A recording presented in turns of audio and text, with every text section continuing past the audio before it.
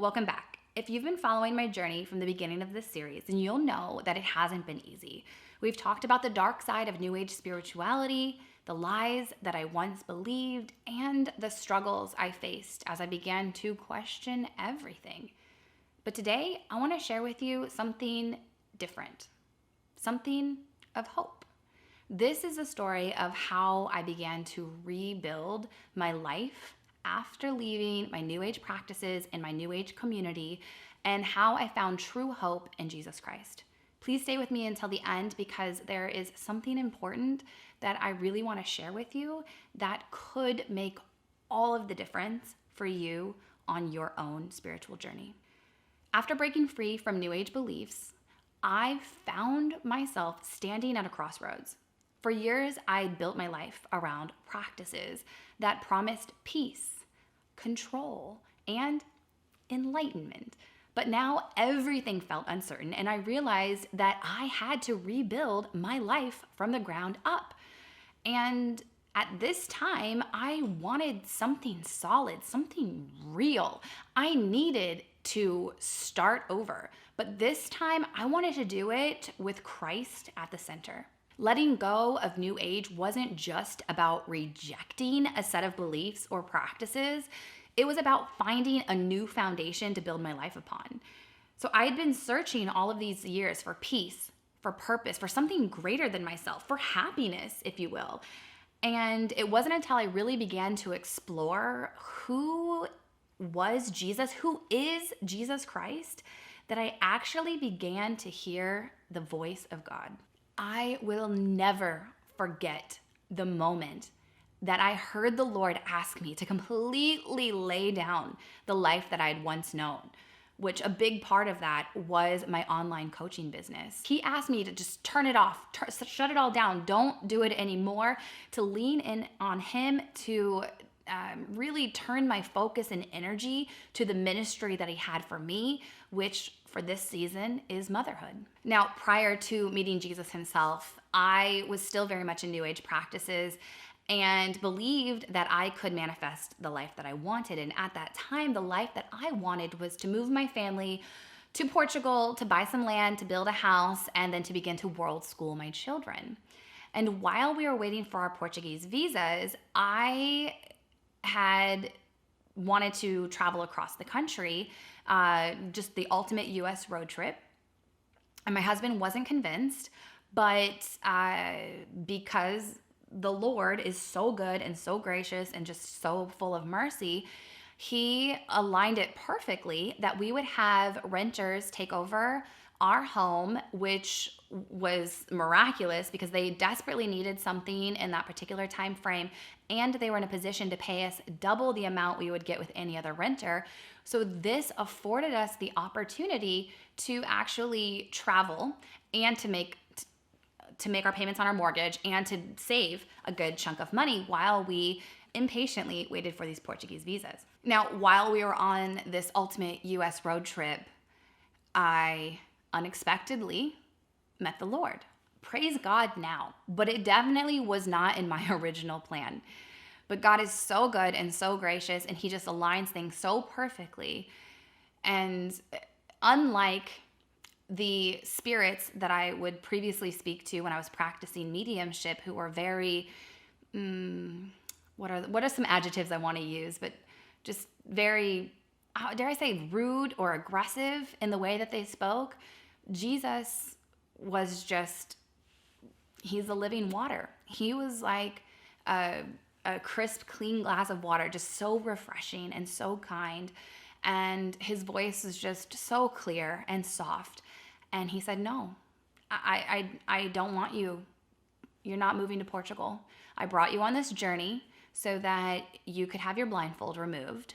And now I need you and your family to go back to Las Vegas. I have work for you there. This tore me up. I did not want to move back to Las Vegas. I literally cried the entire week it took us to drive across country and to get back home.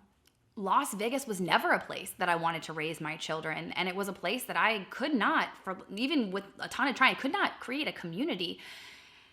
And it was just a place of pain for me. I did not want to go back.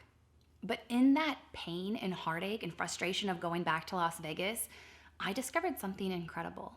Unlike New Age practices, I didn't have to manifest my way to happiness or enlightenment. I didn't have to be in control of everything. Christ's love was already there. It was freely given. It wasn't about what I could do. It was about what He had already done. And that realization changed everything. But the journey wasn't easy. I had to confront a lot of painful truths, admit my mistakes, and unlearn so much of what I had been conditioned to believe. I remember when God prompted me to start a mom's playdate group called Pray and Play, which I hosted regularly every single week. At first, I was very hesitant to do this. I was biblically illiterate at the time, and praying in front of people was not something that I did. I was like, forget about it. Please don't make me do that. But what's amazing about God is that He will take even the weakest of these and use them as tools to further the gospel. You see, when I got back to Las Vegas, the Lord began to place Mormons and Jehovah's Witnesses directly in front of me, and through the power of the Holy Spirit began to spark these conversations about who the one true living God was, who Jesus Christ was, and what it really meant to expand His kingdom. These were conversations I was absolutely unequipped on my own to navigate, but through the power of the Holy Spirit, I found words coming out of my mouth that I could not explain them other than it was the Holy Spirit speaking through me. And if I'm being honest, there were definitely days where I felt like giving up. These doubts would creep in, and I would wonder if I was even making the right choices every single day about how to navigate this new life of no longer running a business, but instead making my mission and ministry of motherhood and getting out there to share the gospel with others really frightened me. But through it all, I began to see something incredible. The peace and control that I had been chasing for all of those years with New Age practices, and realizing they were all illusions. True peace only comes from surrendering control, from trusting in God, and from letting Him guide my path. And slowly, I began to feel the weight that I'd been carrying around for so long just be lifted off my shoulders. If you're on this journey too, here are some things that really helped me rebuild my life on a firm foundation of Christ. Number one, prayer. Start with an honest, open communication with God. Even if you don't know what to say, just speak from your heart. He listens and He cares. Number two, study Scripture. Learn who God is through His Word. The Bible became my anchor, my source of truth. It is the truth, but you have to study it. And number three, surround yourself with like-minded, Christ-centered individuals who will stand by and support you through this journey and let you know you are not alone. There's a lot of questions and there's a lot of answers that are out there that we don't necessarily know, but we can navigate them together. Number four, worship. Let your heart connect with God through praise. Worship shifts our focus and our struggles for His goodness. And this can be done in everyday mundane tasks or by turning on some music and just really letting it out. Number five, trust. Learn to surrender and to trust God's plan. Even when it's unclear, this was probably the hardest for me, but the most rewarding. So those were my building blocks. It's not about perfection, but it's about progress and growing closer to God each and every day. And a big part of that means to surrender and to die to yourself in some sense, recognizing that He is the one that gives you breath in your lungs, the energy in your body, and without Him, you can do nothing. For the first time in my life, I can honestly say that I experienced true peace, joy, and have a purpose for my life. And it's not because I manifested it, it's because I aligned myself with God's plan. Trying to achieve Christ consciousness is a lie that the devil wants us to believe. Christ has already done all of the work. We don't need to do any of that. We just need to lean in on Him in every moment, in every way, and give praise. If I'm being completely transparent, this doesn't mean that every day is rainbows and sunshines. There's still a lot on this journey, but I now know that I'm not alone because I'm anchored in His love and His truth. And that's something that the New Age could never offer me.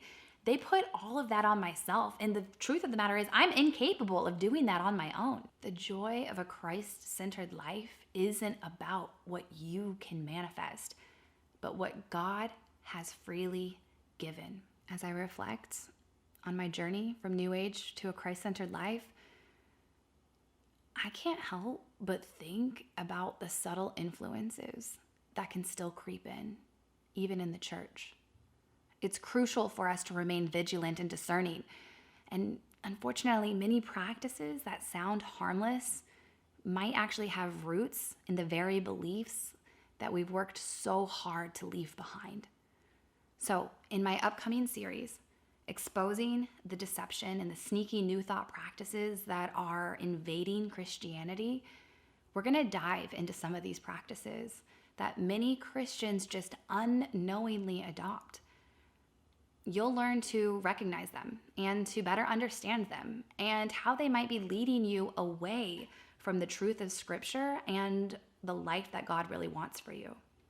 So make sure you subscribe, turn on your notifications, because you won't want to miss this eye-opening journey as we continue to grow together in faith, in business, and biblical truth. Thank you so much for joining me on this journey. Please say hello in the comments below.